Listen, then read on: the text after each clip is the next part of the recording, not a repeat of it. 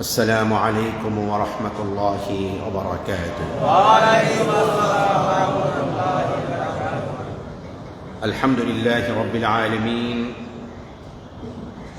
والصلاة والسلام على خاتم الأنبياء والمرسلين وعلى آله وأصحابه أجمعين ومن تبعهم بإحسان إلى يوم الدين وعلينا معهم يا أرحم الراحمين.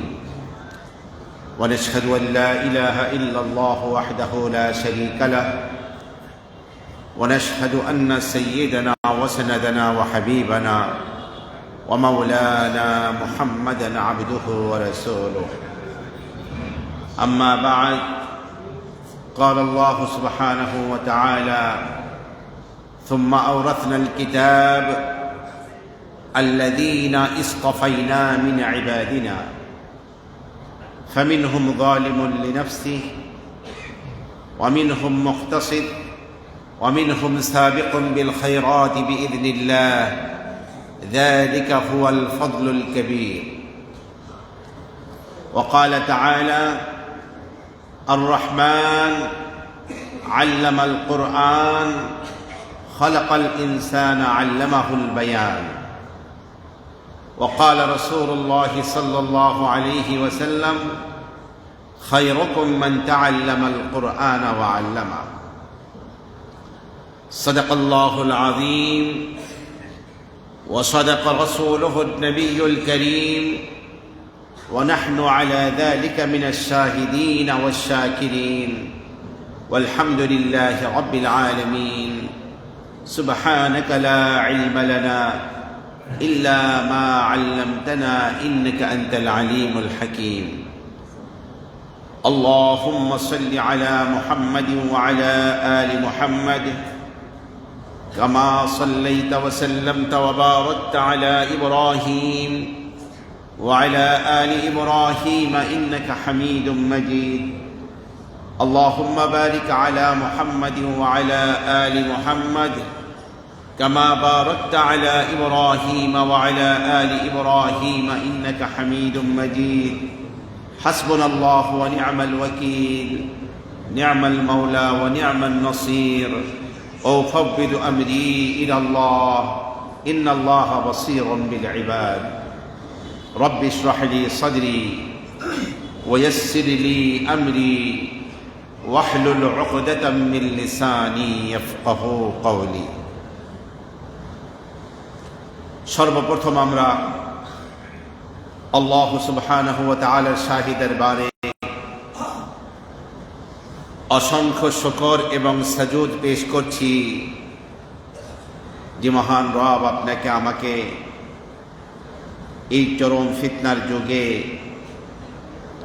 সুস্থ সবল অবস্থায় রেখেছেন, দিনদার পরহেজগার রূপে কবুল করেছেন এবং 1446 হিজরির জুমাদাল উলা মাসের তৃতীয় জুমায় অংশগ্রহণ করার তৌফিক এনায়েত করেছেন। এজন্য অন্তরের অন্তঃস্থল থেকে কালেমাতুশ শুকর আদায় করে আমরা সকলেই পড়ছি আলহামদুলিল্লাহ। অসংখ্য দরুদ এবং সালামের হাদিয়া পেশ করছি আপনার আমার প্রিয় নবী, বিশ্ব নবী, বিশ্বের সকল মানুষের মুক্তির দূত, আকায়ে দো জাহা, সৈয়দুল কাউনাইন, ইমামুল আম্বিয়া ওয়াল মুরসালিন, খাতামুন নবিয়্যিন, জনাবে মুহাম্মদুর রাসূলুল্লাহ সাল্লাল্লাহু আলাইহি ওয়াসাল্লামের পবিত্র রূহের উপরে। সম্মানিত দিনদার পরহেজগার মুসল্লি ভাই এবং বোনেরা, আল্লাহ সুবহানাহু ওয়া তাআলা আপনার আমার পরম আপন। আল্লাহ ছাড়া আসলে আপন কেউ নাই। চতুর্পাশে যাদেরকে আমরা দেখি, যাদেরকে আপন মনে করি, কেউ আমার আপন না। মারা যাওয়ার পরে যাদেরকে আপন মনে করি, কত দ্রুত তারা কবরস্থ করবে আপনাকে আমাকে ওই কবরের গর্তে রেখে আসবে, এই জন্য তারা ব্যস্ত হয়ে পড়বে। যাদের জন্য গাড়ি বাড়ি তৈরি করলাম, যাদের জন্য এই বাড়ি ঘর তৈরি করলাম, তারাই কি করে ওই বাড়ি ঘর থেকে আপনাকে আমাকে সরিয়ে কবরস্থানে রেখে আসার জন্য তারাই বিকল হয়ে যাবে। আসল আপন কে? এই কথাটা যত বেশি আগে বুঝে আসবে ততই মানুষের জন্য কল্যাণ। দেরি করে বুঝে আসলেই ক্ষতি। সেই আল্লাহর বাণী, সেই আল্লাহর কিতাব হচ্ছে কোরআন। সেই কিতাবের মর্ম আল্লাহ পাক সেই কিতাব বা চিঠির মধ্যে আমাকে কি লিখেছেন, আমাকে কি করতে বলেছেন, সেই কথাটা বোঝা, সেই চিঠিটা পড়তে জানা, এটা দরকার কিনা সবার জন্য? দরকার মনে করি তো আমরা। নিজেও সেই দরকারটা মনে করলে ওই চিঠিটা নিজেও পড়তে জানতে হবে, চিঠির মর্ম নিজেও বোঝার চেষ্টা করতে হবে, নিজের ছেলে মেয়েদেরকেও তার মর্ম বোঝাবার জন্য চেষ্টা করতে হবে, নিজের স্ত্রীকে বোঝাবার চেষ্টা করতে হবে, নিজের বাপ মা মাতা পিতা যদি না বোঝে বোঝাবার চেষ্টা করতে হবে, ভাই বোনদেরকে বোঝাবার চেষ্টা করতে হবে, গোটা পৃথিবীর মানুষকে বোঝাবার চেষ্টা করতে হবে। সেই অনুযায়ী জীবন গঠন করতে হবে। যদি ওই চিঠির মর্ম বুঝতে ব্যর্থ হই তাহলে জীবনই ব্যর্থ হয়ে যাবে।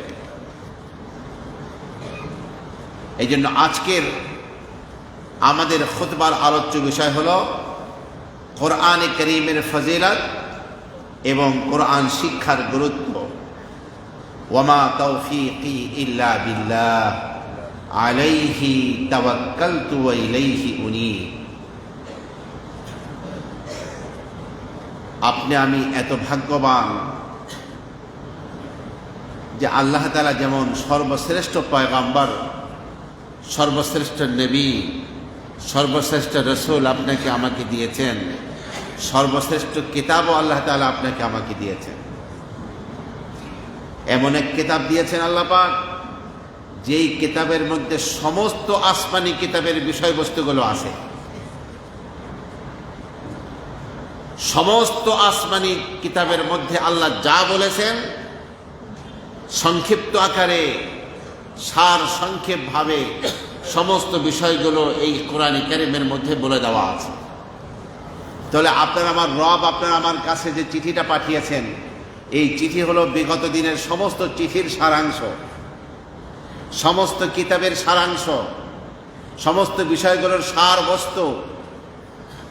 এই জন্য এই কিতাব বুঝা, এই কিতাব বুঝে সেই অনুযায়ী জীবনকে চালানো, এটা হলো পৃথিবীর সবচেয়ে বড় বুদ্ধিমত্তার কাজ।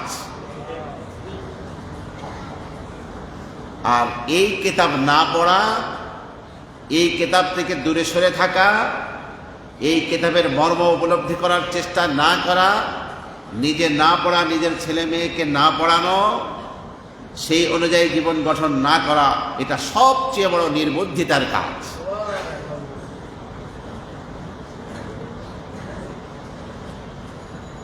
আল্লাহ তাআলা এই পৃথিবীতে 1,24,000 নবী রসুল পাঠিয়েছেন। কত? 1,24,000। আদম আলাইহিস সালাতু ওয়াস সালাম থেকে নিয়ে শুরু করে আপনার আমার নবী পর্যন্ত 1,24,000 পয়গম্বর পাঠিয়েছেন। কিন্তু কোরআনে কারীমে মাত্র 25 জন নবীর নাম আসছে। কয়জন? আল্লাহ নিজেই বলছেন, মিনহুম মান কাসাসনা আলাইকা ওয়া মিনহুম মান লাম নাকসুস আলাইক। হে নবী, কতক নবীর কাহিনী আমি আপনার সামনে আলোচনা করেছি, আর কারো আলোচনা আমি করিনি। মাত্র 25 জন নবীর নাম কোরআনে আছে। তো আল্লাহ তাআলা এই 313 জন 1,24,000 পয়গম্বরের মধ্যে আবার 313 জন রসুল ছিলেন। তো রসুলদের মর্যাদা নবীদের চেয়ে আর এক ধাপ বেশি। তো 313 জন পয়গম্বর পাঠিয়ে কিতাব পাঠিয়েছেন মাত্র 104 খানা কিতাব। কতগুলো কিতাব? আজকে বারবার আপনাদের মুখ থেকে কথাগুলো আমি বলাবার চেষ্টা করব, আপনারাও নিঃসংকোচে কথাগুলো বলবেন। এজন্য আজকের জুমার খুতবায় আমরা সবাই কোরআনের ছাত্র হয়ে যাই। সবাই রাজি আছি না? কোরআনের ছাত্র হলে আপনাকে জানেন, আবু হুরায়রা রাদিয়াল্লাহু আনহুকে রাসূল বলেন, আবু হুরায়রা, এই কোরআন পড়তে পড়তে পড়াতে পড়াতে তুমি যদি মারা যাও, তাহলে ফেরেশতারা তোমার কবরকে সেভাবে তওয়াফ করবে যেমন হাজিরা বাইতুল্লাহ শরীফকে তওয়াফ করে। তাহলে কোরআনের ছাত্র হয়ে, কোরআনের শিক্ষক হয়ে যদি আমরা মারা যাই, তাহলে লাভটা হলো বাইতুল্লাহ শরীফ যেভাবে তওয়াফ করা হয়, আপনার আমার মৃত্যুর পরে আপনার আমার কবরকে ফেরেশতারা সেইভাবে তওয়াফ করবে। তো পয়গম্বর পাঠিয়েছেন আল্লাহ পাক 313, কিন্তু কিতাব পাঠিয়েছেন 104 খানা কিতাব। তার মধ্যে ছোট্ট ছোট্ট উপদেশ সম্বলিত শুধুমাত্র নসিহাতের ছোট্ট ছোট্ট কিতাব, যাদেরকে সাহিফা বলা হয়, যেগুলোকে সাহিফা বলা হয়, এদের সংখ্যা হলো 100, আর বাকিগুলো হলো মহাগ্রন্থ। এই ছোট্ট ছোট্ট উপদেশ গ্রন্থ, এই 100-র মধ্যে আদম আলাইহিস সালাতু ওয়াস সালাম 1000 বছর হায়াত পেয়েছিলেন। দুনিয়ায় আসার পরে বেহেশতের মধ্যে কত বছর হায়াত সে আলোচনা নয়, পৃথিবীতে আসার পরে হযরত আদম কত হায়াত পেয়েছিলেন? 1000 বছর। সেই হায়াতের মধ্যে আবার 60 বছর তার ছেলে দাউদকে দিয়ে দিয়েছিলেন।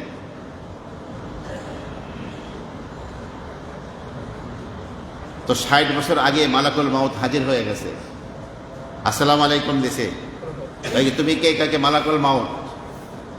কি দেখা করতে আসছো না নিতে আসছো? কয়েকি না নিতে আসছি।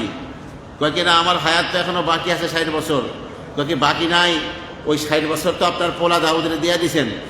কয়েকি না আমি তো দিই নাই। এই কেন? ও যে একদিন আপনার সুন্দর একটা ছেলে, তার হায়াত কম, তখন আপনি বলছেন যে আল্লাহ, আমার তো আপনি 1000 বছর হায়াত দিছেন, আমি ওখান থেকে 60 বছর আমার পোলা দাউদরে দিয়ে দিলাম। কয়েকি না আমি দেইটাই নাই, আমি দেই নাই। এত জলদি আমি, মানে এত জলদি উনি মারা যাবেন না, উনি 60 বছর জেনে ভুলে গেছেন। হাদিসে আছে আদম অস্বীকার করেছেন, এই জন্য তার ছেলেরাও দুনিয়ায় অস্বীকার করবে, ছেলে মেয়েরা। যাই হোক, এই হায়াতের মধ্যে আদম নবীর অনেকগুলো ছেলে মেয়ে হয়েছে। তার মধ্যে সরাসরি নবী হয়েছে একজন, তার নাম হলো শীস আলাইহিস সালাম। শিন ইয়া সা আরবিতে শীস। শীস নবীকে আল্লাহ পাক একার উপরেই, আদম নবীর উপরে কোনো কিতাব নাজিল হয় নাই, কিন্তু তার পুত্র, তার ছেলে, আমরাও কিন্তু সবাই আদমের পুত্র, নাকি সন্দেহ আছে? অনেকে কয় আমি পীর জাদা, কি অহংকার করে। আরে মা, কিসের অহংকার? আমরা সবাই নবী জাদা, নবীর ছেলে। পীর জাদার দাম বেশি না নবী জাদার দাম বেশি? আমরা সবাই তো নবী জাদা। হ্যাঁ, তো শীস নবীর উপরে আল্লাহ পাক 50টি সাহিফা নাজিল করেছিলেন, ছোট্ট ছোট্ট সাহিফা। তাওরাত কিতাবে একজন নবীর নাম আসছে আখনুখ আলাইহিস সালাম, কিন্তু আখনুখ বললে আমরা কেউ তার পরিচয় বুঝবো না। কোরআন সেই নবীর নাম বলেছে ইদ্রিস আলাইহিস সালাম। আখনুখ নবীর নাম, কোরআন বলছে কি? ইদ্রিস। তার উপরে 30টি সাহিফা নাজিল হয়েছে। 50 আর 30 কয়টা হলো? ইব্রাহিম খালিল, আল্লাহর খালিল ইব্রাহিমের উপরে 10টি সাহিফা, কয়টা হলো? আর হযরতে মুসার উপরে তাওরাত দেওয়ার আগে 10টি সাহিফা, এই কয়টা হলো? 50, 30, 10, 10, 100টি সাহিফা। 4 জন নবীকে 50, 30, 10, 10 করে দিয়েছেন। তো 100টি কিতাব কিন্তু অনেক সংখ্যা। 100টি সাহিফার সার নির্যাস বক্তব্যগুলো কোরআনে হাকিমের শেষ 22টি সূরা, ওয়াদ-দুহা ওয়াল-লাইলি ইযা সাজা, মা ওয়াদ্দা'আকা রাব্বুকা ওয়া মা ক্বালা, এখান থেকে শুরু করে কুল আউযু বিরাব্বিন নাস পর্যন্ত শেষের 22টি সূরার মধ্যে আল্লাহ পাক এই 100টি সাহিফার সার বক্তব্যগুলো আল্লাহ পাক সেখানে বলে দিয়েছেন।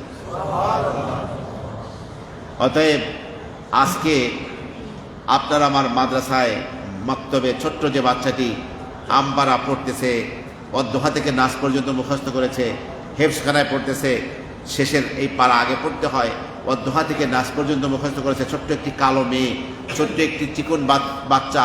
আপনার আমার কাছে এই বাচ্চাটির কোনো মূল্য মনে হচ্ছে না, কিন্তু সেই বাচ্চাটি 22টি সূরা মুখস্থ করছে অধ্যহা থেকে নাস পর্যন্ত।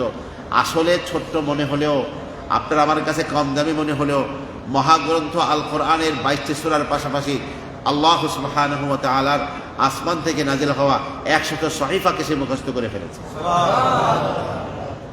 কত দামি এই বাচ্চাটা!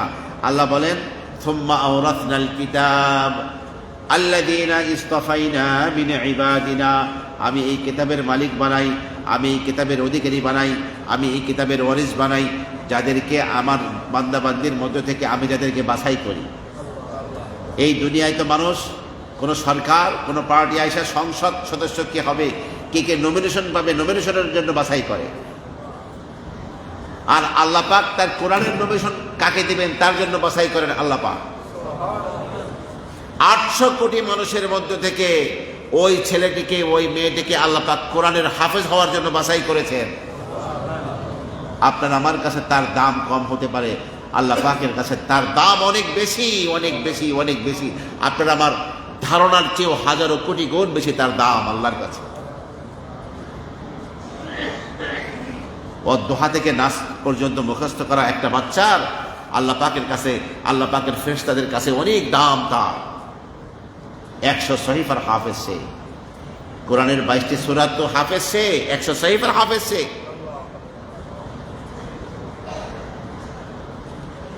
এরপরে মহাগ্রন্থ তাওরাত,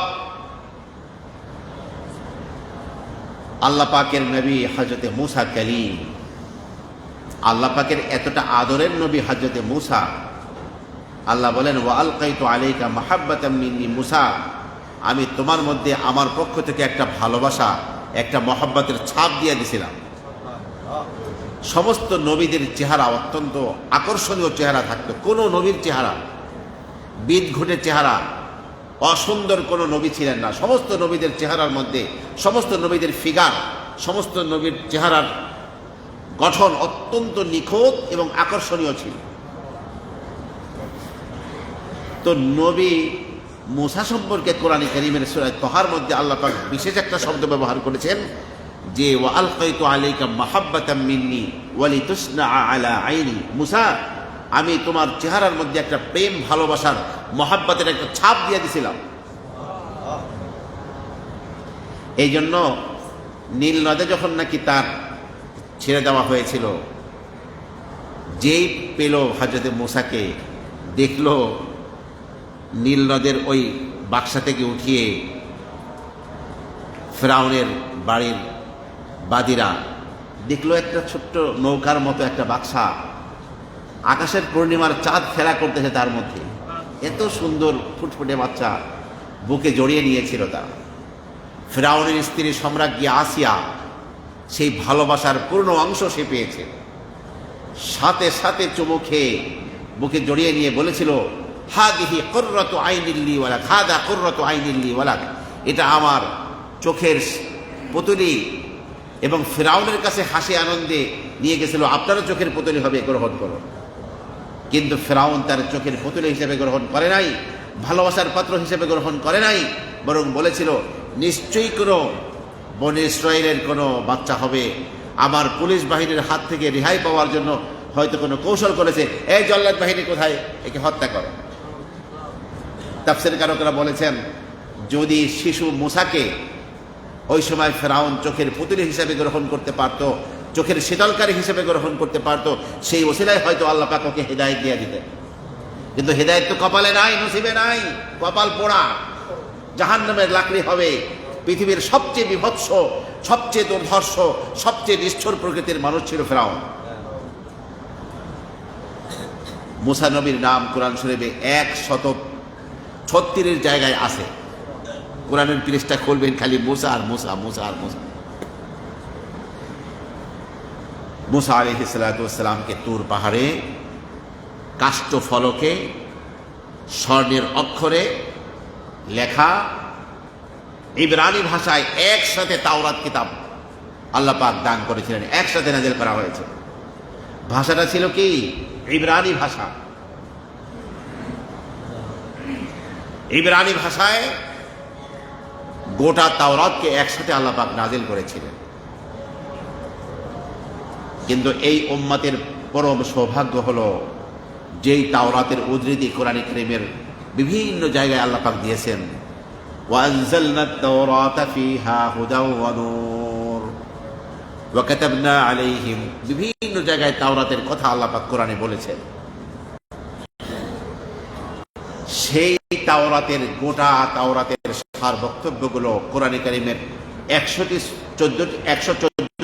সূরার মধ্যে 15 পারার প্রথম সূরা সূরা বনী ইসরাঈলের মধ্যে গোটা তাওরাতের সার নির্যাস বক্তব্যগুলো আল্লাহ পাক বলে দিয়েছেন একটা সূরার মধ্যে।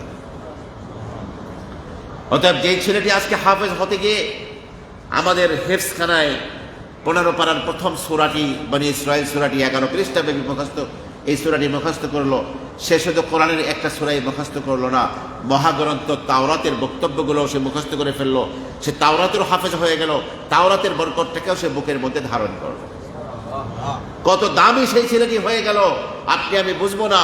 আল্লাহ পাকের কাছেও দামি হয়ে গেল, আল্লাহ পাকের ফেরেশতাদের কাছে দামি হয়ে গেল, গোটা সৃষ্টি কায়নাতের কাছে সে দামি হয়ে গেল। এরপরে আল্লাহ পাক দাউদ আলাইহিস সালাতু ওয়াস সালামকে জবর কিতাব দিয়েছেন। ইউনানি ভাষায়, গ্রিক ভাষায় একসাথে গোটা জবর কিতাব নাযিল হয়েছিল। কার উপরে? দাউদ নবীর উপরে। দাউদ নবীর অনেকগুলো বৈশিষ্ট্য ছিল। কানা দাউদ, হাদিসে রাসূল বলেন, কানা দাউদ আ'বাদাল বাশার, গোটা সৃষ্টি কায়নাতের মধ্যে আল্লাহ পাকের সবচেয়ে ইবাদত গুজার বান্দা ছিলেন দাউদ আলাইহিস সালাম। সবচেয়ে বেশি নামাজ পড়তেন, সবচেয়ে বেশি রোজা রাখতেন। দাউদের রোজা হলো একদিন রোজা রাখা, একদিন রোজা না রেখে থাকা, এইভাবে গোটা বছর রোজা রাখতেন। দাউদ আলাইহিস সালাতু ওয়াস সালামের পরিবার এমন ছিল, তিনি কিছুক্ষণ ঘুমোতেন, আবার উঠতেন, আবার তাহাজ্জুদ করতেন, আবার ঘুমোতেন, আবার উঠতেন।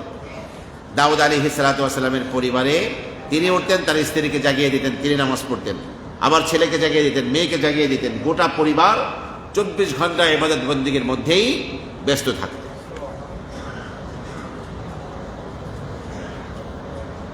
ইবাদত বন্দেগী কান্নাকাটির মধ্যেই দাউদ নবীর পুরা সময়টি কাটত। দাউদ আলাইহিস সালাতু ওয়াস সালাম এমন একটা কণ্ঠস্বর আল্লাহ পাক নবী দাউদকে দিয়েছিলেন, পাহাড় পর্বতের পাশে গিয়ে তিনি যখন জবর কিতাবকে তেলাওয়াত করতেন, তখন স্তব্ধ হয়ে পুরা প্রকৃতি তার তেলাওয়াতকে শুনত। আকাশের পাখি এসে চুপচাপ বসে নবীর দিকে তাকিয়ে থাকতো, তিনি তেলাওয়াত করতেন জবরকে। নদ নদী সমুদ্রের পাশে দাঁড়িয়ে তেলাওয়াত করলে সেই নদীর মাছ সমুদ্রের পাশে এসে নবীর তেলাওয়াতকে শুনত। জান্নাতীরা জান্নাতে যাওয়ার পরে ইনশাআল্লাহ দাউদ নবীর কণ্ঠে কোরআন কারীমের তেলাওয়াত শুনবে। আল্লাহ পাক শুধু অর্ডার করবেন দাউদ নবীকে কোরআনের তেলাওয়াত করতে, সাথে সাথে নবী দাউদ কোরআনের হাফেজ হয়ে যাবেন আর তেলাওয়াত করতে থাকবেন। তখন কিরকম মজা লাগবে আজকে দুনিয়ায় বসে কল্পনা করতে পারবেন না কিরকম মজা লাগবে দাউদ নবীর কণ্ঠে কোরআন শুনলে। সেই নবী দাউদের উপরে নাজিল হওয়া জবুর কিতাবের বিকল্প হিসাবে তার বক্তব্যের সার নির্দেশগুলো কোরআন কারীমের 7টি হামিম সূরা আছে। সাবউ হামিমাত, 24 পারায় শুরু হয়ে 26 পারায় শেষ হওয়া।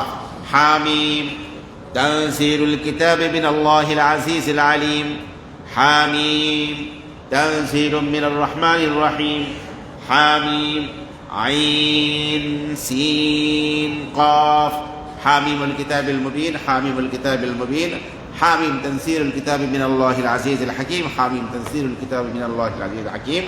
এই 7টি হামিম সূরার মধ্যে আল্লাহ পাক গোটা জবরের সার নির্যাস বক্তব্য দিয়েছেন।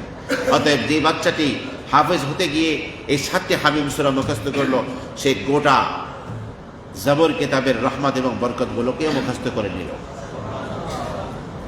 এরপরে ইনজিল কিতাব, মহাগ্রন্থের মধ্যে 4টির মধ্যে 2টির আলোচনা হলো ইনজিল কিতাব। হযরত ঈসা আলাইহিস সালাতু ওয়াস সালামকে আল্লাহ পাক দিয়েছিলেন। এই ঈসা নবীর উপরে নাজিল হওয়া গোটা কিতাব একসাথে সুরিয়ানি ভাষায় নাজিল হয়েছিল। মনে রাখবেন, তাওরাত নাজিল হয়েছিল ইব্রানি ভাষায়, আর ইনজিল আপনার জবর নাজিল হয়েছিল ইউনানি ভাষায় বা গ্রিক ভাষায়, আর ইনজিল নাজিল হয়েছিল সুরিয়ানি ভাষায়। একসাথে হযরত ঈসা নবীর বয়স মাত্র 30 বছর, বিয়ে শাদী করেননি। ওই বয়সেই আল্লাহ পাক অল্প বয়সেই তাকে নবুয়ত দিয়েছিলেন। গোটা ইনজিল শরীফ একসাথে নাজিল হয়েছিল তার উপরে। ইনজিলের বিধানটা কোরআনের চেয়ে একটু হালকা ছিল। আল্লাহ সুবহানাহু ওয়া তাআলা কোরআনে কারীমে সূরা মায়েদা একটা সূরা দিয়েছেন। গোটা ইনজিলের সার বক্তব্যগুলো, ইনজিলের বক্তব্যগুলো এই সূরা মায়েদার মধ্যে এসেছে। 6ষ্ঠ পারায় শুরু হয়েছে ইয়া আইয়ুহাল্লাযীনা আমানু আউফু বিল উকুদ। 6ষ্ঠ পারায় শুরু হয়ে 7ম পারায় শেষ হয়েছে। 21 পৃষ্ঠা ব্যাপী, এক পারা 1 পৃষ্ঠা ব্যাপী এক সূরা। অতএব যে বাচ্চাটি হাফেজ হতে গিয়ে সূরা মায়েদা মুখস্থ করলো, সেজন্য গোটা ইনজিলকে মুখস্থ করে নিল। বাকিটা হলো কোরআনে কারীমের শরফ, কোরআনের মর্যাদা। অতএব যে ব্যক্তি কোরআন মুখস্থ করে নিল, সেজন্য আসমানি সমস্ত কিতাবকেই মুখস্থ করে নিল। এই জন্য কোরআনে কারীম হলো সর্বশ্রেষ্ঠ কিতাব। একটু সবাই বলেন তো কোরআনে কারীম কি? আর একবার বলেন, সর্বশ্রেষ্ঠ তো বলবেন না, কোরআনে কারীম সর্বশ্রেষ্ঠ কিতাব বলেন। নাজিল হয়েছে কোরআন সর্বশ্রেষ্ঠ ফেরেশতার মাধ্যমে। কার মাধ্যমে? সর্বশ্রেষ্ঠ ফেরেশতা কে? জিবরিল আলাইহিস সালাতু ওয়াস সালাম। কোরআন যাকে রূহুল আমিন বলেছে, নাযালা বিহির রূহুল আমিন। রূহুল আমিন ফেরেশতা এই কিতাবকে নিয়ে নাজিল হয়েছে। জিবরিল আমিনকে একদিন রাসূল জিজ্ঞাসা করেন, ভাই জিবরিল, আপনি যখন কোরআনকে মুঠোয় করে হাতে করে নিয়ে নাজিল হন, আপনার কাছে কিছু মনে হয়? জিবরিল আমিন বলেন যে আমার হাতের মুঠোয় কিছুটা ভারী মনে হয়। জিবরিল আমিন এত বড়, 7 সমুদ্রের পানি তার মাথায় ঢেলে দিলে 1 ফোঁটা পানি নিচে পড়বে না। এত বিশাল ফেরেশতা জিবরিল আমিনেরও হাতের ভিতরে ভারী মনে হয় যখন তিনি এই কোরআনকে নিয়ে নাজিল হন।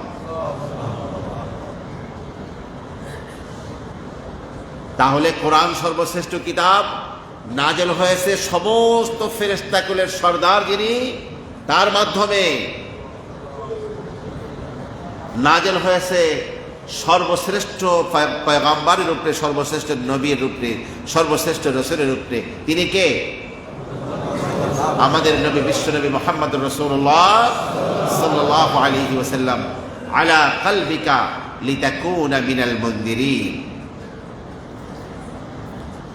নাজিল হয়েছে কোরআন সর্বশ্রেষ্ঠ উম্মতের জন্য। সর্বশ্রেষ্ঠ উম্মত কারা? আমরা যে সর্বশ্রেষ্ঠ উম্মত, তার প্রমাণ কি? আল্লাহ কোরআনে নিজে বলেছেন, কুনতুম খায়রা উম্মাতিন উখরিজাত লিন-নাস। তোমরা হচ্ছ সর্বশ্রেষ্ঠ উম্মত, মানবতার কল্যাণের জন্য তোমাদের সৃষ্টি করা হয়েছে। আল্লাহ পাকই আমাদেরকে সর্বশ্রেষ্ঠ আসনে বসিয়েছেন। হায়াত কম, কিন্তু উম্মত সর্বশ্রেষ্ঠ। 1000 বছর হায়াত পাওয়া উম্মত ছিল, 500 বছর, 700 বছর, 300 বছর, 400 বছর, 200 বছর, এত হায়াত পেয়েছে। কিন্তু এই উম্মতের হায়াত 60 থেকে 70। কিন্তু আখিরাতের দিক থেকে, পরকালের দিক থেকে, মর্যাদার দিক থেকে এই উম্মত সর্বশ্রেষ্ঠ। তাহলে আবার একটু দেখেন, কোরআনে কারীম সর্বশ্রেষ্ঠ কিতাব। নাজিল হয়েছে সর্বশ্রেষ্ঠ ফেরেশতার মাধ্যমে। নাজিল হয়েছে সর্বশ্রেষ্ঠ নবীর উপরে। নাজিল হয়েছে সর্বশ্রেষ্ঠ উম্মতের জন্য। নাজিল হয়েছে সর্বশ্রেষ্ঠ পাহাড়ে। সর্বশ্রেষ্ঠ পাহাড় কোনটা? জাবালে নূর। মক্কা মুকাররমায় যে পাহাড়ের উপরে প্রথম 5টা আয়াত নাজিল হয়েছিল, সেই পাহাড়ের নাম কি? জাবালে। আপনার তাওরাত নাজিল হয়েছে জাবালে তুরে, আর কোরআন নাজিল হয়েছে জাবালে নূরে। কোনটার দাম বেশি? জাবালে নূরে। নাজিল হয়েছে কোরআন সর্বশ্রেষ্ঠ গুহায়, সর্বশ্রেষ্ঠ গুহার নাম কি? গারে হেরা। ইকরা বিসমির 5টি আয়াত কোন গুহায় নাজিল হয়েছিল? গারে হেরা। রাসূলুল্লাহ সাল্লাল্লাহু আলাইহি ওয়াসাল্লাম ধ্যানমগ্ন রয়েছেন, জিবরিল আমিন এসে বললেন, ইকরা ইয়া মুহাম্মদ, আপনি পড়ুন হে মুহাম্মদ। রাসূল বললেন, মা আনা বিকারি, আমি তো কারি সাহেব না, আমি তো পড়ালেখা জানি না। আল্লাহ পাক জাগতিক পৃথিবীতে কারো শিষ্যত্ব রসুলকে গ্রহণ করতে সুযোগ দেননি, কারণ রসুল যদি পড়াশোনা করা জানতেন, এরপরে কোরআন বলতেন, তাহলে অসুবিধা কি হতো? আল্লাহ নিজেই বলছেন, ওয়ামা কুনতা তাতলু মিন ক্বাবলিহি মিন কিতাবিন ওয়ালা তাখুতুহু বিয়ামিনিকা ইযাল লারতাবাল মুবতিলুন। হে নবী, ইতিপূর্বে আপনি কোনো কিতাব পড়তেও জানতেন না, আর কোনো কিতাব লিখতেও জানতেন না। যদি জানতেন পড়ালেখা, সন্দেহকারীরা সন্দেহ পোষণ করে বলতো মুহাম্মদ লেখাপড়া জানে, এই জন্য লেখা, নিজে লেখা এগুলো লিখে নিয়ে আসছে, পড়ে নিয়ে আসছে কোরআন, সন্দেহ করতো। এই জন্য রসুল কারো কাছে পড়াশোনা করেননি। যাই হোক, রসুল বলেন, আমি তো পড়া জানি না। জিবরিল আলাইহিস সালাতু ওয়াস সালাম রসুলকে ধরে সেই গারে হেরায় একটা চাপ দিলেন। রসুল বলেন, বুখারী শরীফের হাদিস, হাত্তা বালাগা মিন্নিল জুহুদ, আমি কষ্টের শেষ সীমানায় পৌঁছে গেলাম। ছেড়ে দিয়ে বললেন, ইকরা, পড়ুন। রসুল বললেন, আমি তো পড়া জানি না। তৃতীয়বার চাপ দিয়ে ছেড়ে দিলে এমন একটা অবস্থা রসুলের মধ্যে তৈরি হলো, এবার রসুল পড়ার শক্তি তৈরি হলো রসুলের মধ্যে।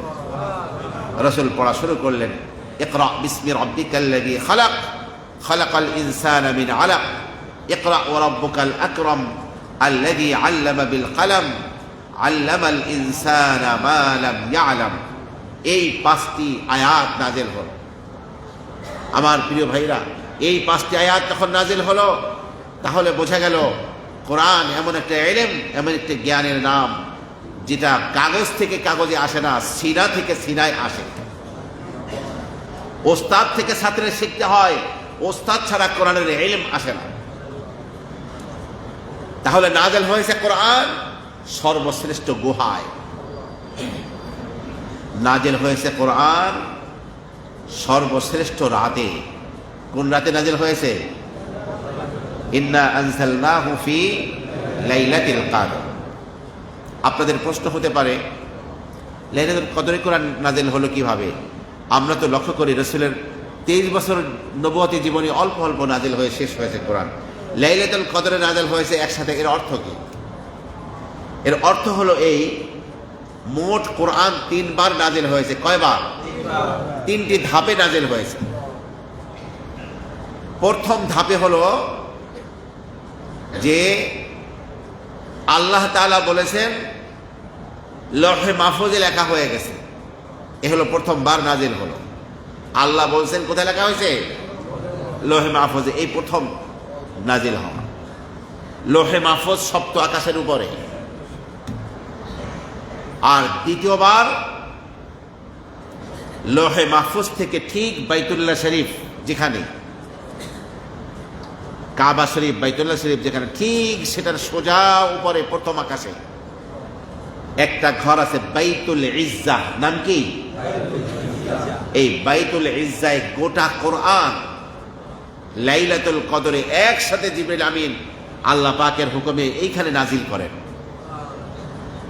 জিবরিল আমিন গোটা কোরআনকে নিয়ে যখন নাকি নাজিল হচ্ছিলেন, এক একটা আসমান অতিক্রম করছিলেন, দজ্জাতিল মালাইকাতু দজ্জা, প্রত্যেকটি আসমানের থরথর করে আসমান ফেরেশতারা গুলো কেঁপে উঠেছিল আর ভয়ে থরথর করে কাঁপছিল আর বলছিল, মাদা আনসালা রব্বুনা, আমাদের রব কত মহিমান্বিত কিতাবকে নাজিল করছেন। ভয় থরথর করে কাঁপছিল তারা। এখানে নাজিল করলেন। এই বাইতুল ইজ্জা থেকে আল্লাহর নবীর 23 বছর নবুয়তি জীবনে যেখানে যখন যতটুকুন প্রয়োজন ছিল, সেখানে তখন ততটুকুন নাজিল করে কোরআন অবতীর্ণ পরে সমাপ্তি ঘটানো হয়েছে। এই জন্য লাইলাতুল কদরে নাজিল করার তাৎপর্য হলো, অর্থ হলো যে দ্বিতীয় ধাপে যে নাজিল হয়েছে সেটাকে বোঝানো হয়েছে। কথা কি বুঝতে পেরেছেন? তো নাজিল হয়েছে কোরআন, বছরের মধ্যে সর্বশ্রেষ্ঠ রাত কোনটা? লাইলাতুল কদর। সর্বশ্রেষ্ঠ রাতে কোরআন নাজিল করা হয়েছে। নাজিল করা হয়েছে কোরআন সর্বশ্রেষ্ঠ মাসে। লাইলাতুল কদরটা আবার কোন মাসে? শাহরু রমাদান আল্লাযী উনজিলা ফীহিল কুরআন। রমজান মাস যেই মাসে কোরআন নাজিল করা হয়েছে। নাজিল হয়েছে কোরআন সর্বশ্রেষ্ঠ ভূখণ্ডে। সর্বশ্রেষ্ঠ ভূখণ্ড, সর্বশ্রেষ্ঠ দেশ কোনটা? মক্কা এবং মদিনা। মক্কা মুকাররমা হলো পৃথিবীর সর্বশ্রেষ্ঠ ভূখণ্ড, সর্বশ্রেষ্ঠ দেশ, তারপরেই মদিনা মুনাওয়ারা। এই জন্য মক্কা মুকাররমায় 89টি সূরা নাজিল হয়েছে এবং মদিনা মুনাওয়ারায় 25টি সূরা নাজিল হয়েছে। মক্কা মুকাররমায় কয়টি? 89টি। 90টি না, কয়টি? 89টি। আর মদিনা মুনাওয়ারায় 25টি। তাহলে মোট কত? 114টি সূরা কোরআনের, 89টি আর 25টি। আচ্ছা, নাজিল হয়েছে কোরআন সর্বশ্রেষ্ঠ ভাষায়। সর্বশ্রেষ্ঠ ভাষা কি? বিলিসানিন আরবিয়্যিম মুবিন, সুস্পষ্ট আরবি ভাষায় কোরআন নাজিল হয়েছে।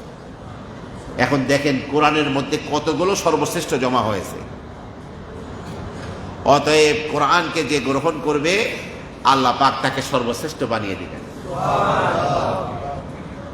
কতগুলো সর্বশ্রেষ্ঠ কোরআনের মধ্যে জমা হয়েছে। অতএব কোরআন কারীমকে যে গ্রহণ করবে আল্লাহ পাক তাকে কি করবেন?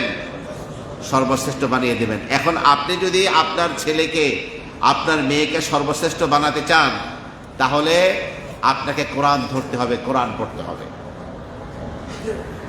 আল্লাহ পাক কোরআনওয়ালাকে কতটা মহাব্বত করে, কোরআনওয়ালাকে কি দেবেন সেটা বলার আগে আপনার ছেলেকে, আপনার মেয়েকে আপনি যদি কোরআনওয়ালা তৈরি করেন, আপনাকে আল্লাহ পাক কি দেবেন সেইটা আলোচনা করি। রাসূলুল্লাহ সাল্লাল্লাহু আলাইহি ওয়াসাল্লাম বলেন, কিয়ামতের ময়দানে সমস্ত সৃষ্টি যেখানে উপস্থিত থাকবে, হাজারো কোটি ফেরেশতা যেখানে থাকবে, আদম আলাইহিস সালাতু ওয়াস সালাম থেকে নিয়ে কিয়ামত পর্যন্ত যত মানুষ দুনিয়ায় আসবে সবাই থাকবে যে কিয়ামতের ময়দানে। সেখানে নিজের ছেলেকে বা মেয়েকে কোরআন পড়িয়েছিল যে মানুষটি, যে বাবা মা, আল্লাহ পাক ওই বাপ মাকে ডাকবেন। বাপ মাকে ডেকে এই বাবাকে এক সেট পোশাক আল্লাহ পাক পরতে দিবেন। কোরআনওয়ালার বাবা মাকে, বাপকে এক সেট পোশাক, মাকে এক সেট পোশাক। সে এক সেট পোশাক আপনার আমার মিরপুরে 1 নম্বর মার্কেটের কেনা কোনো পোশাক না। কিরকম মূল্যবান পোশাক? রাসূল বলেন, লা ইয়াকুমু লাহুমাদ দুনিয়া, এই গোটা আসমান এবং জমিনের নিচে যত জিনিস আছে সমস্ত পৃথিবীর সমুদায় কিছু বিক্রি করলেও এক এক সেট পোশাকের মূল্য দেওয়া যাবে না। এবং মহামূল্যবান এক সেট পোশাক বাপকে পরতে দেওয়া হবে, বাবাকে, ওই হাফেজে কোরআনের বাবাকে, আর এক সেট পোশাক মাকে পরতে দেওয়া হবে। এরপরে রাজমুকুট আনা হবে। রাজমুকুট, রাজমুকুট আনা হবে। সে রাজমুকুট বাবাকে একটা পরতে দেওয়া হবে, মাকে একটা পরতে দেওয়া হবে। রাজমুকুটের মধ্যে অসংখ্য মণিমুক্তা খচিত থাকবে।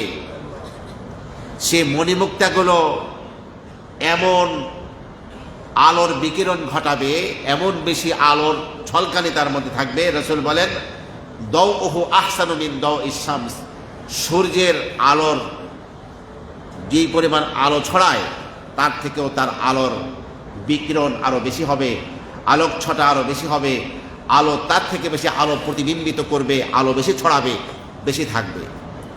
সমস্ত সৃষ্টি কায়নাত এই মহাভাগ্যবান বাবা মার দিকে তাকিয়ে থাকবে।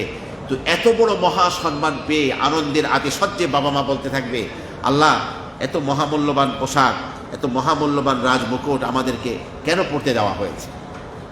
আল্লাহ সুবহানাহু ওয়া তাআলার পক্ষ থেকে বলা হবে, বিআখদি ওয়ালাদিকুমাল কুরআনা, তোমাদের সন্তান দুনিয়ায় কোরআন পড়েছিল, কোরআন অনুযায়ী জীবন গড়েছিল, এই জন্য তোমাদেরকে এই পোশাক পরতে দেওয়া হয়েছে, এই রাজমুকুট পরতে দেওয়া হয়েছে।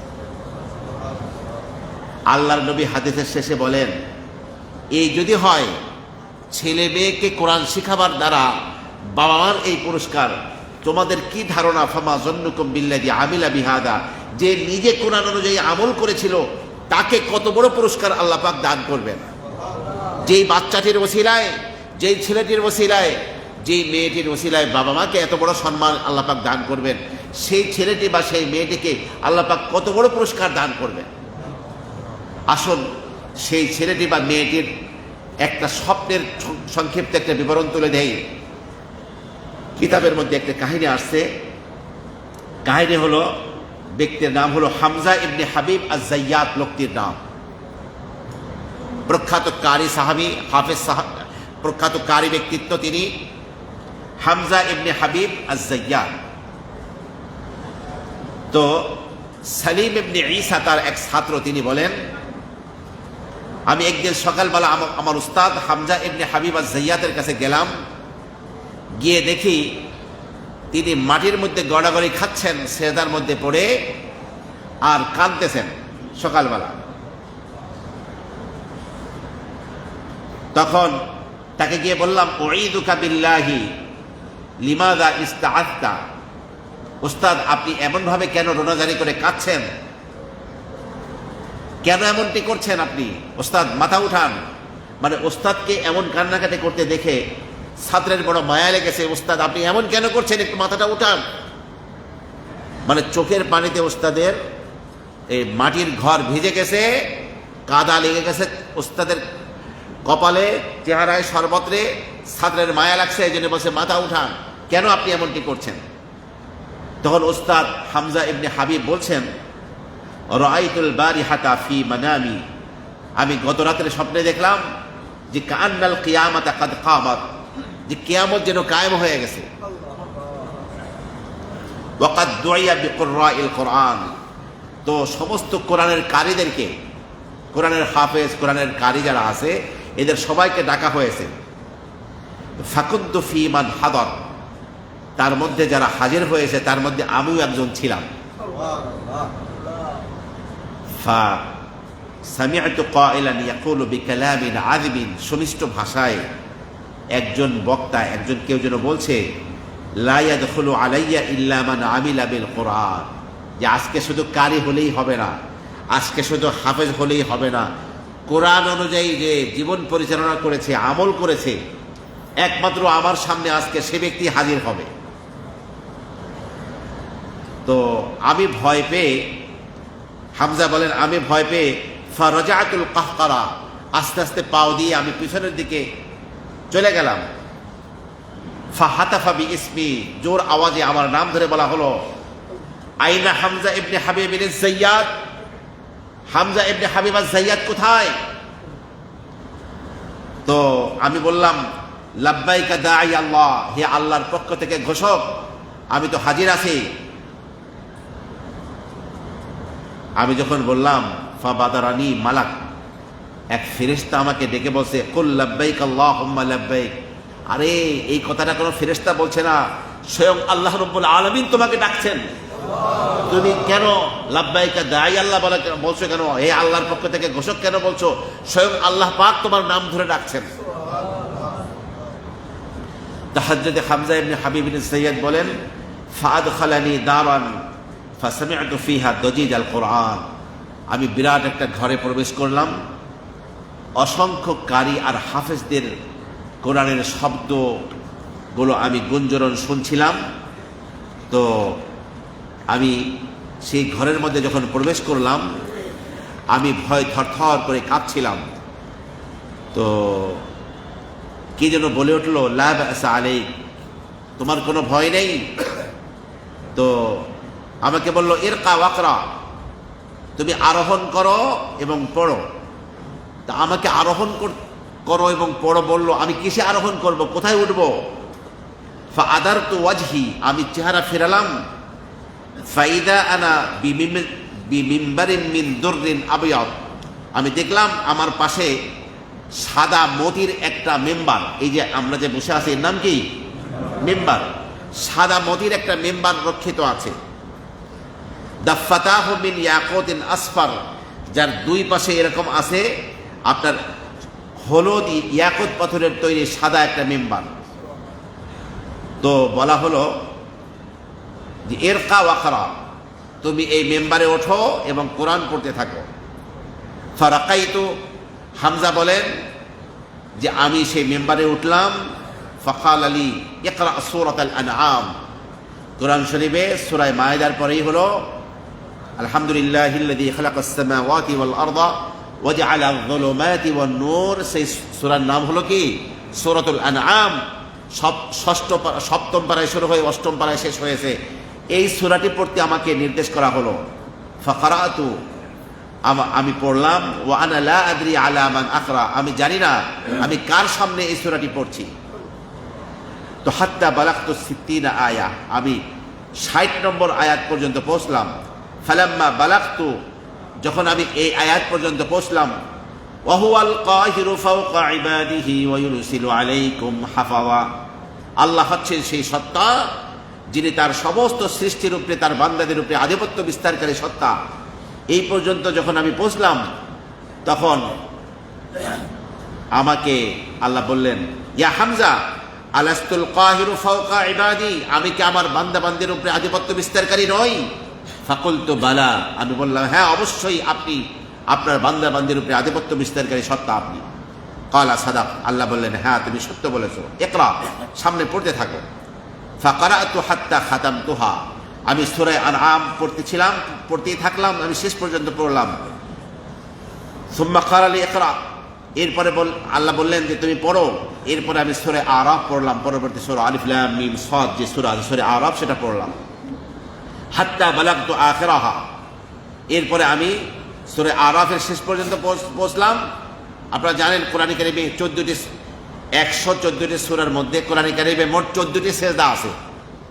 তার মধ্যে প্রথম সেজদা হলো সূরা আরাফের শেষের আয়াত। তো এই সূরা আরাফের শেষের দিকে যে সেজদা আছে, তো আমি সেই সেজদার আয়াত পড়ে আমি সেজদা করতে চাইলাম, কিন্তু আমি তো মেম্বারে দাঁড়িয়ে তেলাওয়াত করছিলাম। আমি যখন সেজদা করতে চাইলাম, ফাকাল আলী হাসবুকা মা মাদা, বিগত দিনে যা সেজদা করেছে হামজা এটাই যথেষ্ট, এখন সেজদা করা লাগবে না। লা তাসজুদ ইয়া হামজা, হামজা তুমি সেজদা করো না।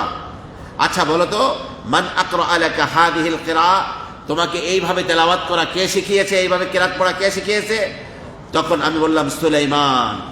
কালা সাদাক, হ্যাঁ তুমি সত্য বলেছো। মান আকরা সুলাইমান, সুলাইমানকে এভাবে পড়া কে শিখিয়েছে? কুলতু ইয়াহইয়া, আমি বললাম ইয়াহইয়া শিখিয়েছে। কালা সাদাকা ইয়াহইয়া, হ্যাঁ ইয়াহইয়া সত্য বলেছে। আলা মান কারা ইয়াহইয়া, ইয়াহইয়া কার সামনে পড়ে এই তেলাওয়াত শিখেছে? ফাকুলতু আলী আলা আবি আব্দুর রহমান আস-সুলামি, যে আবু আব্দুর রহমান আস-সুলামির কাছে তিনি পড়া শিখেছেন। কালা সাদাকা আবু আব্দুর রহমান আস-সুলামি। মান আকরা আবা আব্দুর রহমান আস-সুলামি, যে আবু আব্দুর রহমান আস-সুলামি এই তেলাওয়াত কোথায় শিখেছেন? তখন আমি বললাম ইবনু আম্মি নবিয়িকা আলী, আপনার নবীর চাচাতো ভাই আলী ইবনে আবি তালেব এই তেলাওয়াত শিখিয়েছেন। তখন আল্লাহ তাআলা বললেন সাদাকা আলী, হ্যাঁ আলী সত্য বলেছেন। আচ্ছা মান আকরা আলিয়ান, আলীকে এইভাবে কোরআন তেলাওয়াত কে শিখিয়েছেন? কুলতু নবিয়্যুকা মুহাম্মাদুন সাল্লাল্লাহু আলাইহি ওয়াসাল্লাম, আপনার নবী মুহাম্মদ সাল্লাল্লাহু আলাইহি ওয়াসাল্লাম এইভাবে পড়া শিখিয়েছেন। তখন আল্লাহ বললেন ওমান আকরা নবিয়্যি, আমার নবীকে এইভাবে কোরআন পড়া কে শিখিয়েছেন? কুলতু জিবরিল আলাইহিস সালাম, জিবরিল আমি শিখিয়েছেন।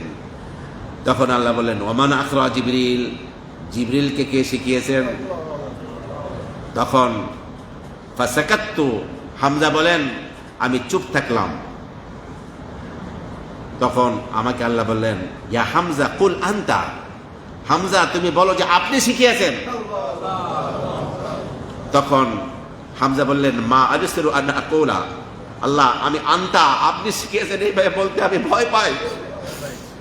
তো সাদাকতা ইয়া হামজা, হামজা তুমি সত্য বলেছো। ওয়া হাক্কুল কোরআন লা উকরিমান্না আহলাল কোরআন, কোরআনের হক এই, অবশ্যই আমি কোরআনওয়ালাকে আমি সম্মানিত করব। লা সিমান ইদা আমিলু বিল কোরআন, বিশেষ করে তারা যখন কোরআন অনুযায়ী আমল করবে। ইয়া হামজা আল কোরআনু কালামি, হে হামজা কোরআন হচ্ছে আমার কালাম। ওমা উহিব্বু আহাদান কাহুব্বি লি আহলিল কোরআন, হে হামজা আমি কোরআনওয়ালাকে যেমন ভালোবাসি এইরকম ভালো পৃথিবীর আমি কাউকে ভালোবাসি না। পৃথিবীর সবচেয়ে শ্রেষ্ঠ ভালোবাসি আমি কোরআনওয়ালাকে। উদনু ইয়া হামজা, হামজা তুমি আমার কাছে আসো। ফাদানাউতু, এরপরে আমি আল্লাহ সুবহানাহু ওয়া তাআলার কাছে গেলাম।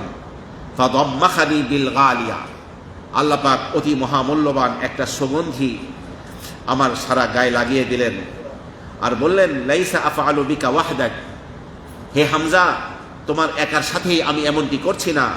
قد فعلت ذلك بنظرائك ممن فوقك ومن دونك, তোমার মতো মর্যাদাশীল যারা আছে, তোমার চেয়ে উচ্চ এবং নিচু সবার সাথে এই আচরণ করছি। এরপরে আল্লাহ রাব্বুল আলামিন হামজা কারো বললেন যে হে হামজা, তোমাদের জন্য আরো যা আমি লুকিয়ে রেখেছি এটা এর চেয়ে অনেক অনেক অনেক বেশি। শোনো হামজা, ওয়া ইজ্জতি ওয়া জালালি লা উআযযিবু লিসানান তারাল কুরআনা বিন-নার, আমার ইজ্জতের কসম, আমার প্রভাব প্রতিপত্তির কসম, যেই জিহ্বা কোরআন তেলাওয়াত করবে ওই জিহ্বাকে আমি আগুন দিয়ে পুড়িয়ে আমি শাস্তি দিব না। ওয়ালা কালবান ওয়াহু, ওই কলবকে আমি আগুন দিয়ে শাস্তি দিব না যেই কলব কোরআনকে অনুধাবন করবে, বুঝবে। ওয়ালা উদুনান সামিআতহু, ওই কানকে আমি শাস্তি দিব না আগুন দিয়ে যেই কান কোরআনকে শ্রবণ করবে, শুনবে। ওয়ালা আইনান নাযারাতহু, যেই চোখ আমার কোরআনকে দেখে দেখে পড়বে ওই চোখকে আমি শাস্তি দিব না। তখন হামজা বললেন সুবহানাকা সুবহানাক, আপনি মহান পবিত্র সত্তা, আপনি মহান পবিত্র সত্তা। এই কথাগুলো বলার পরে আল্লাহ রাব্বুল আলামিন বললেন ওয়ালাকিন্নী আহফাযু লাহুম ইয়াওমাল কিয়ামা, যে কিয়ামতের দিন আমি প্রত্যেকটি অক্ষরের বিনিময়ে এক একটি দরজা তাদের বুলন্দ করব, আমার প্রিয় যারা কোরআনওয়ালা যারা তাদেরকে আমি এক একটি মর্যাদা দান করব। এরপরে তার ছাত্রের দিকে তাকিয়ে হযরত হামজা বলছেন আফাতালুমুনি আন আবকি ওয়া আতামাররাকু ফিত তুরাব, এরপরেও কি তুমি ভৎসনা করবে কেন আমি মাটির মধ্যে গড়াগড়ি খাচ্ছি? আমার প্রিয় ভাইরা, আপনারা নেটের মধ্যে এই কাহিনী ওলামা ইকরাম এই কাহিনী পাবেন, হাজারো ঠিকানার মধ্যে এই কাহিনী আছে।